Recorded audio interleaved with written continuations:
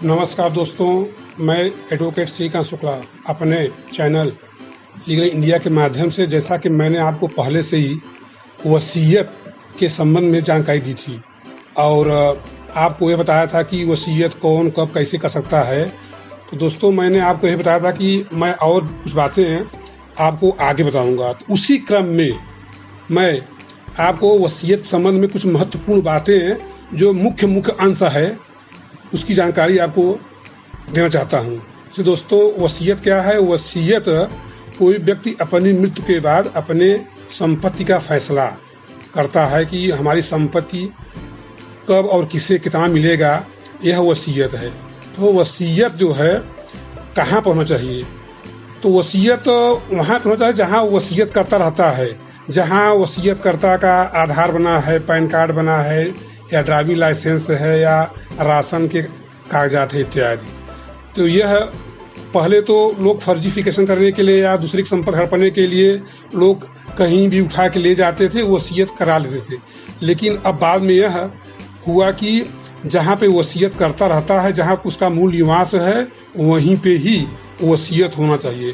तो वसीयत उसी के क्षेत्राधिकार वाले सब रजिस्ट्रार के ऑफिस में होता है, जहाँ वसीयत करता रहता अपने घर पे कर सकता है। वसीयत कोई आदमी किसी भी जाति का हो, किसी धर्म का हो, वह कर सकता है। वसीयत के लिए चल संपत्ति जैसे भूमि, मकान अथवा अचल संपत्ति जैसे बैंक बैलेंस, FDR, PF, जेवरात आदि नकदी जो और म्यूचुअल फंड होता है, उसके संबंध में किया जाता है। अगर वसीयत अपंजीकृत हो तो यह ध्यान रखना चाहिए कि गवाह यदि डॉक्टर अथवा वकील रहे तो ज़्यादा अच्छा होता है, क्योंकि डॉक्टर और वकील अगर न्यायालय में कभी प्रूफ करने के लिए पेश हों तो डॉक्टर बता सकें कि हाँ वसीयतकर्ता स्वस्थ था और उसके सोचने समझने की क्षमता थी। और वकील यह बात दे सकता है कि वह राय मशविरा करने के पश्चात, विधिक राय लेने के पश्चात ही वसीयत किया है, ये ज़्यादा अच्छा होता है।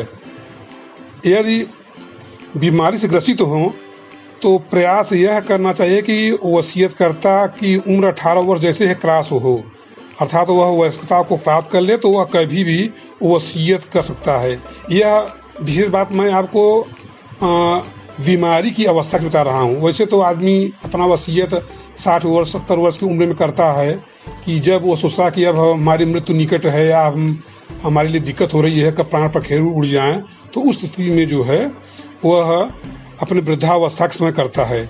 लेकिन बीमारी की अवस्था में वह 18 वर्ष के बाद कभी भी कर सकता है और कर देना भी चाहिए। और अंतिम वसीयत ही मान्य होती है।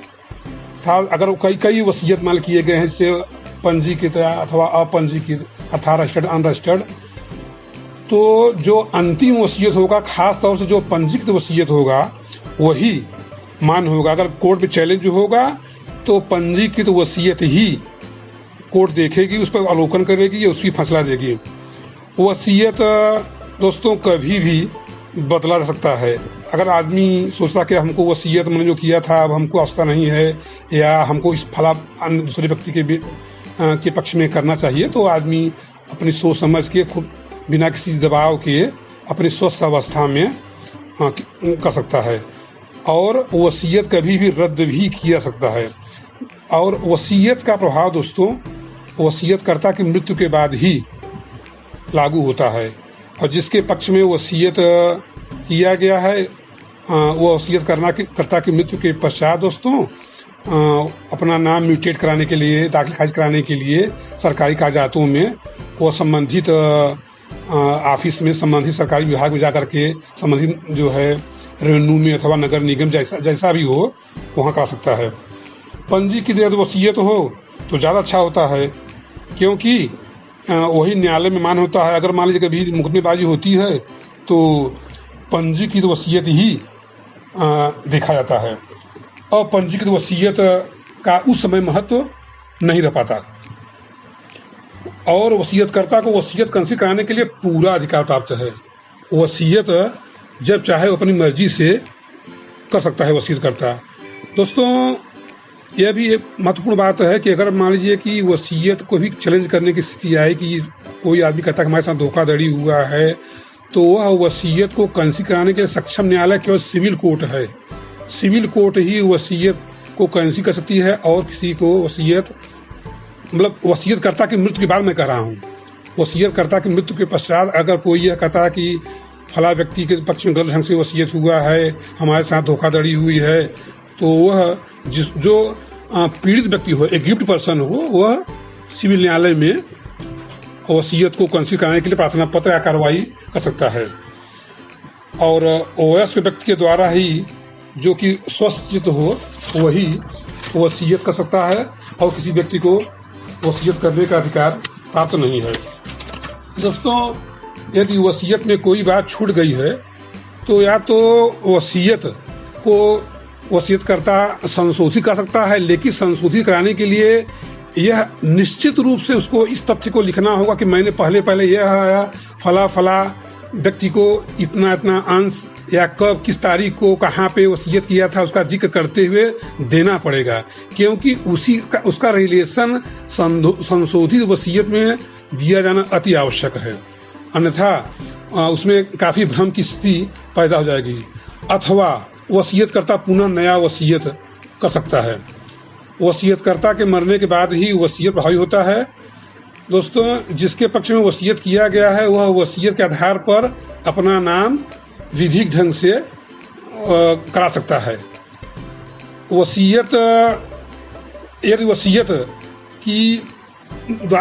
नहीं किया गया है वसीयतकर्ता द्वारा, तब उस स्थिति में भारतीय उत्तराधिकार अधिनियम के अंतर्गत वसीयतकर्ता के मरने के पश्चात उसके जो अंश होगा, जो चल संपत्ति होगी, उसके वारिसान तब उत्तराधिकार अधिनियम के अंतर्गत अपना नाम चाहेंगे और उसी अनुसार उनको अंश तब मिलेगा। तब उस पर वसीयत अप्लाई नहीं करेगा, क्योंकि उस समय तो वसीयत जब प्रभाव में ही नहीं था तो उसका कोई मतलब नहीं होता है। अर्थात मेरे कहने का मतलब यह है कि अगर वसीयत किसी द्वारा वसीयत नहीं की गई है, उस स्थिति में उत्तराधिकार के अधिनियम के अंतर्गत ही लोगों का नाम कागजात सरकारी में अंकित होगा। वसीयत केवल लिखित में होता है। इसमें हिंदू मुस्लिम कोई भी कर सकता है। हाँ, यह है कि मुस्लिम लॉ में यह प्रावधान जरूर है कि उसमें पुरुष वर्ग को ज़्यादा अंश मिलता है और महिला वर्ग को अंश कम मिलता है।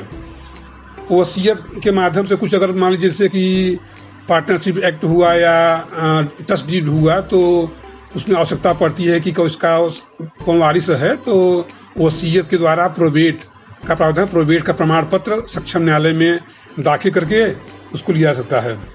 हाँ, वसीयत के संबंध में यह बहुत जरूरी है कि वसीयतकर्ता या तो अपनी स्वयं की अर्जित की हुई संपत्ति अथवा पूर्वी प्राप्त हुई संपत्ति का ही वसीयत कर सकता है। यह नहीं है कि आदमी जब चाहे किसी भी व्यक्ति का वसीयत कभी कर सकता है। ऐसा करना कोई मतलब उसका नहीं है, न तो जिसके पक्ष में वसीयत किया गया उसे कोई लाभ मिलेगा।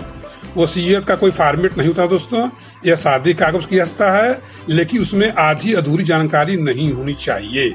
उसमें स्पष्ट वर्णन होता है कि मैं वसीयत करता अपना नाम, उसकी उम्र, पिता का नाम, उसका एड्रेस और वो किसके पक्ष में कर रहा है, उसका पूरा नाम, उसकी उम्र, उसके पिता का नाम, उसका घर कहाँ है, निवास कहाँ है और कितना कितना अंश कहाँ पे दे रहा है, इसका स्पष्ट वर्णन होता है। हाँ, यह भी महत्वपूर्ण बात है कि वसीयतकर्ता को यह प्रयास करना चाहिए कि वो अपनी मातृभाषा में ही, मदर टंग में ही वसीयत स्पष्ट रूप से करे।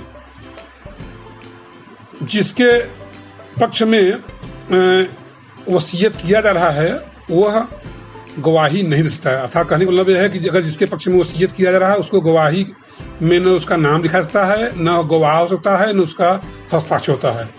तो दोस्तों, मैंने आपके सामने स्पष्ट रूप से कुछ महत्वपूर्ण बिंदुओं का जिक्र किया हुआ है, जिससे लोगों को तमाम दिक्कतें आती हैं कि वसीयत क्या है, उसका प्रावधान क्या है, कैसे किया जाता है, उसकी विधि प्रक्रिया क्या है।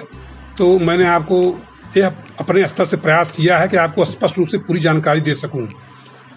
और दोस्तों, मैं यह चाहता हूं कि आप लोग अगर आपसे कोई पूछे बात करे कि हमको यह समस्या है वसीयत संबंध में, तो आप अपराध उसको शेयर करें और दोस्तों मैं चाहता हूं कि इसको आप अच्छी ढंग से देख लें, नोट कर लें। बस दोस्तों, जय हिंद, नमस्कार।